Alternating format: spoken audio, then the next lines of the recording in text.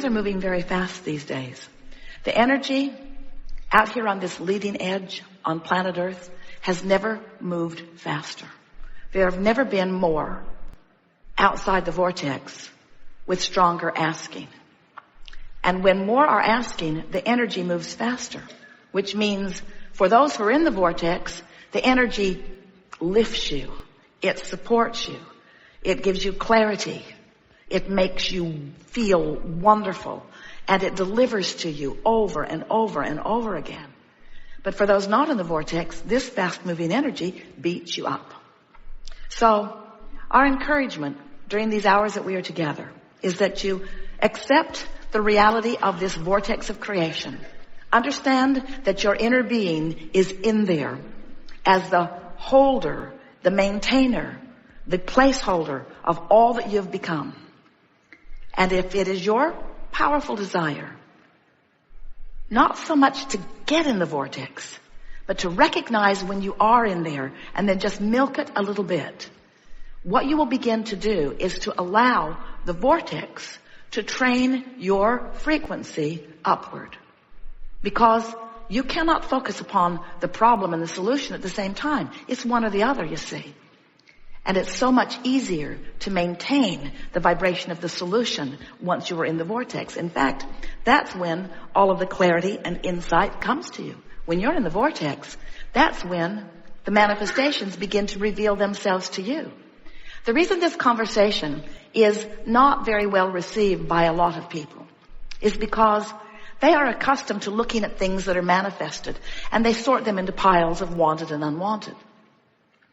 And they're not even thinking about the pile that is amassing for them in their vortex because they can't see it. And we understand that. You use your physical senses magnificently. You translate vibration to see what you see. You translate vibration to hear what you hear. You translate vibration to smell what you smell and to taste what you taste and to touch what you touch. You are translating vibration all over the place. Your emotions are your most significant translator of vibration. So while you can see what's manifested, you can't see what's in the vortex unless you're in there and have been in there long enough that you are on the vibration of what's in there. Once you spend significant time in the vibration of the vortex, what begins to happen is in the same way you can keenly smell and keenly hear and keenly see and keenly taste and keenly feel, you can keenly know what's in the vortex. You will have the experience of sight and sound. We're not kidding you. When you are in the vortex and you spend enough time there that you acclimate to the frequency of it, the first thing that happens is ideas begin to flow to you that you weren't getting when you weren't in the vortex. Ideas, really good ideas. Impulses to do things, impulses to go there and stop there, impulses to slow down and speed up, impulses that cause you to rendezvous with other cooperative components that you have been looking for, cooperative components that you've been asking for and asking for and asking for, that the source energy has delivered and delivered and delivered and delivered, but just outside the vortex you can't see them, you can't find them, you can't know them, but inside the vortex, aha, there you are. There's an idea I can run with. And how do you know? Because it's an idea that is so compelling, wild horses would not keep you from it. Every one of you knows what we're talking about. You remember falling in love. You remember being at the right place at the right time. So now we're telling you in ways that you cannot miss. You're hearing it with your ears. You're seeing it with your eyes. You're knowing it with your belly. You know what we speak is true. Now that you know this, now that you know about the existence of this vortex, now that you know about the power of your own guidance system, now that you know that this is a vibrational universe, now that you know there's all kinds of things amassed for you that you can't see, now manifestational reality is going to mean less to you for a while. And that's such a good thing. Because when manifestational reality means less to you, vibrational reality will be more to you. Emotional reality will be more to you. Being tuned in, tapped in, turned on to the energy of your source will mean more to you. And you'll catch yourself going off course at those early subtle stages. You'll find yourself in the middle of a sentence wanting to draw it back in and wanting to de-emphasize it rather than emphasize it. You will begin to be the deliberate creator of your own reality from this step forward It is our promise to you. We are eager to talk with you. Get a little wound up here because you have to understand, we've seen what's in your vortex. We know what you've lined up, and our eagerness is about you discovering the fulfillment of it. But friends, not because we're excited about the manifestation. We are sort of. But because we are thrilled with knowing what it feels like to you to sync up, to sync up, to sync up with who you are. You came for the passion of life, not for the trucks. You came for the passion of life. You came for the emotion of life. You came for the feeling of life. You came for that worthy, proud, good feeling of a powerful creator. That's who you are. That's why you're here. We are eager to visit with you about anything that is important to you. Nothing is off limits. It is our expectation that we will drag you, that we will inspire you into the vortex.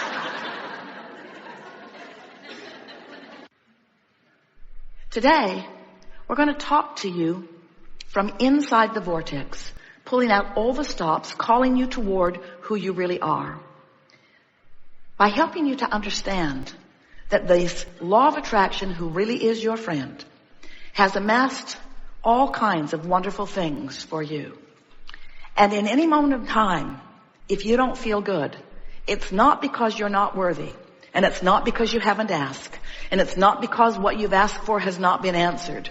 It's because you've been practicing a vibration that is a deviation from what you are asking for. We've noticed, as we've given you processes, that sometimes our processes and others help you to focus yourself more into alignment. But many of you offer so much effort, mostly, and in some cases only, when things aren't going well. In other words, you wait until you're sick before you start intending to be well. You wait until something isn't going well before you focus upon it at all.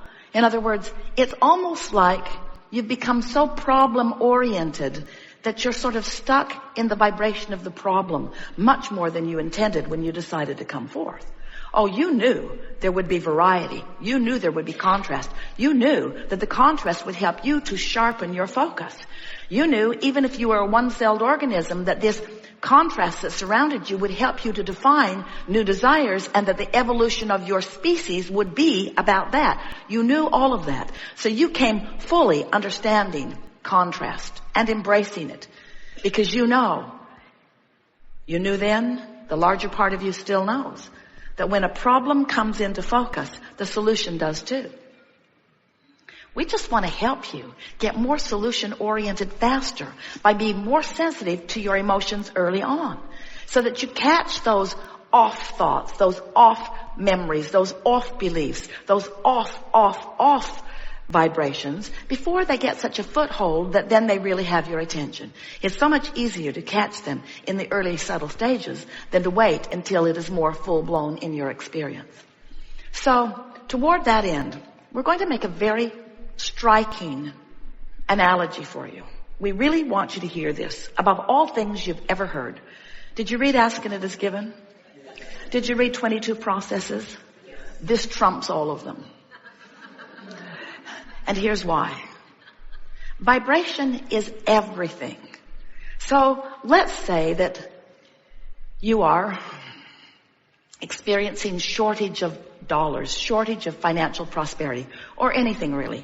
We're talking about dollars because we have the money and the law of attraction cards here. So you've worried, you've fussed, money is slow and seeming to get slower, and now you're beyond worried, you're fearful. And now you're determined that you're going to do something about it. And you've heard that Abraham, that's us, has written brilliant affirmation cards. It's true. It's true. This is the best combination of words to attract money that has ever been put together in human experience. We are very proud of these cards. So you're standing outside your vortex, worried, and determined to do something about it. So you pick up these brilliant cards and you look for empowerment within them. So you look through them and look through them. My life is as good as I allow it to be. I am always receiving the essence of what I am giving. You gotta be kidding. I can follow the trails of good feeling thoughts. I can follow the trail of good feeling money, but I don't know about it. The story I tell is the basis of my life. I'm in deep doo-doo. I am the creator of my own life experience. These are not helpful cards. I can see my world through the eyes of Source. I would like to punch out the eyes of Source. I can deliberately choose to feel better now.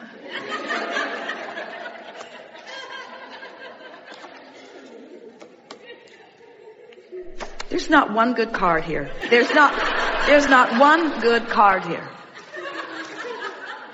Because these cards are a vibrational match to prosperity. These cards are a vibrational match to abundance. These cards are a vibrational match to what you put into your vortex, what's in your vortex, to the vibrational beingness that you've already created. But when you are not vibrationally there, these cards irritate you. Like your friends who seem to be the law of attraction police. You know, you create your own reality.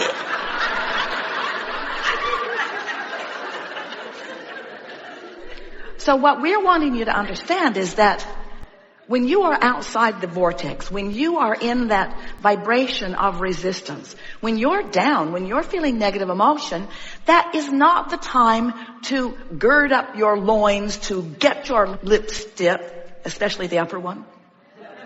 It's not the time for you to dig in and effort. Because every effort that you offer backfires. It's like it just brings more of where you are. You know it. Have you ever had a disagreement with someone? You're sure you're right, they're sure they're right, you're complete opposites. And the more you convey, the sure they are you're wrong. It's a stalemate. You just don't get anywhere because you're digging in hard. That's what happens when you work hard to affirm from outside the vortex. So what's the logical answer? The logical answer is get in the vortex and then affirm. Now that's logical. It's logical. Get in the vortex and then affirm. And some people would say, well, if I could get in the vortex, I would affirm, but how do I get in the vortex if I'm not in the vortex? And we say, first of all, what does being in the vortex mean? It means absence of resistance. There are lots of ways to get into the vortex. As soon as you wake up, jump in. First thing in the morning, it's a lot easier to be in there. If you go to bed at night worrying, you'll probably wake up worrying. So you have to get in fast. Go get a massage. Go swimming. Take a run somewhere. Meditate.